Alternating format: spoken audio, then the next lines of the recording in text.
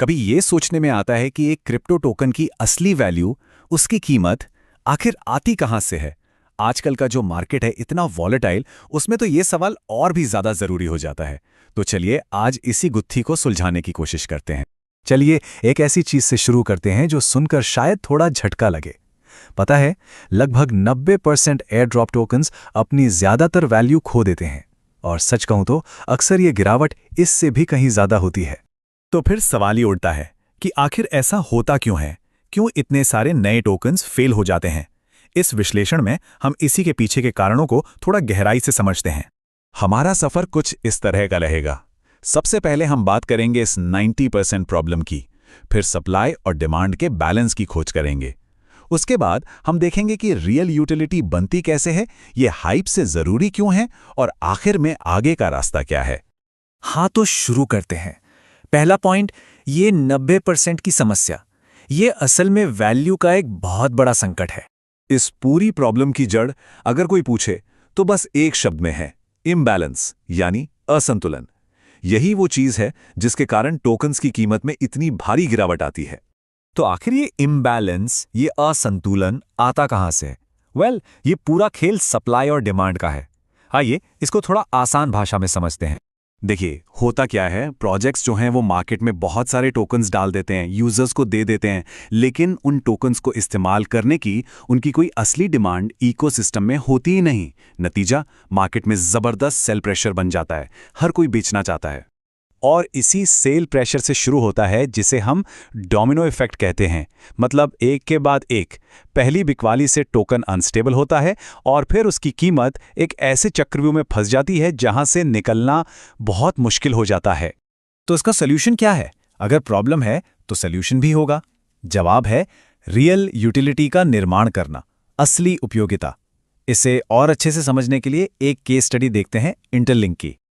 और ये बात बिल्कुल गांठ बांध लेने वाली है। एक टोकन की वैल्यू उसकी कोर टीम डिसाइड नहीं करती, बिल्कुल नहीं। वो डिसाइड होती है इस बात से कि प्रोजेक्ट ने उसके लिए कितनी स्ट्रांग, कितनी रियल यूटिलिटी बनाई है। यही सस्टेनेबल वैल्यू की फाउंडेशन है, उसकी नींव है। अब अगर हम इंटरलिंक की स्ट्रैटेजी को देखें तो ये मल्टी लेयर्ड है।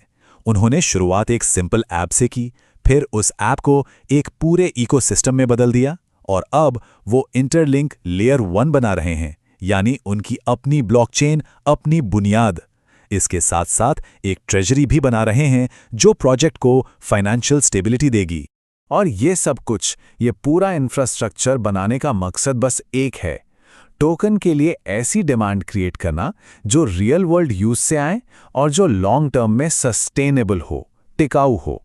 चलिए अब एक बहुत ही इंपॉर्टेंट टॉपिक पर आते हैं, यूटिलिटी वर्सेस हाइप, उपयोगिता या फिर सिर्फ शोर शराबा। और ये सिर्फ एक स्ट्रैटेजी का फर्क नहीं है, ये किसी भी प्रोजेक्ट के अस्तित्व का, उसके सर्वाइवल का सवाल है। यहां पर ना दो रास्ते बिल्कुल साफ दिखते हैं। एक रास्ता है यूटिलिटी ड्रिवन वैल्यू का, यानी ऐसी वैल्यू जो यूटिलिटी से बनती है। ये एक पेड़ की तरह है जिसकी जड़ें मजबूत होती हैं और वो धीरे धीरे बढ़ता है। और दूसरा रास्ता है हाइप ड्रिवन वैल्यू का। ये एक पटाखे जैसा है, तेज, फ्लैशी, लेकिन एक पल में सब खत्म। बिल्कुल साफ बात है, अगर सब्सटेंस नहीं है, अगर कोई मजबूत आधार नहीं है, तो एक टोकन बस एक मीनिंगलेस मीम बनकर रह जाता है जिसकी रियल वर्ल्ड में कोई कीमत नहीं होती। तो ये तो हो गई सारी थ्योरी की बातें। अब थोड़ा प्रैक्टिकल देखते हैं कि जब कोई प्रोजेक्ट सच में यूटिलिटी पे फोकस करता है तो उसका फ्यूचर कैसा दिखता है। वापस इंटरलिंक के एग्जाम्पल पर आते हैं। उनकी प्रोग्रेस देखिए। शुरुआती दिनों में ये बस एक छोटा सा ऐप था जो पीक आवर्स में स्ट्रगल करता था, लेकिन 1 साल से भी कम टाइम में ये इस सीजन के सबसे तेजी से ग्रो करने वाले प्रोजेक्ट्स में से एक बन गया है। और सुनिए, ये तो बस शुरुआत है। आगे आने वाले माइलस्टोन्स और भी बड़े हैं, जैसे कि उनका लेयर 1 लॉन्च जो इसे एक इंडिपेंडेंट ब्लॉकचेन बना देगा। फिर एक ग्लोबल वीजा कार्ड आएगा जिससे टोकन को रियल वर्ल्ड में खर्च किया जा सकेगा। ये सारे कदम उसकी यूटिलिटी को और भी कॉन्क्रीट और भी मजबूत बनाएंगे। तो आखिर में एक सवाल मन में आता है, ये जो इतना वॉलेटाइल तूफानी मार्केट है, क्या इसमें धीरे धीरे लेकिन मजबूती से बिल्ड करना ही कुछ लास्टिंग, कुछ टिकाऊ बनाने का एकमात्र तरीका है? सोचने वाली बात है।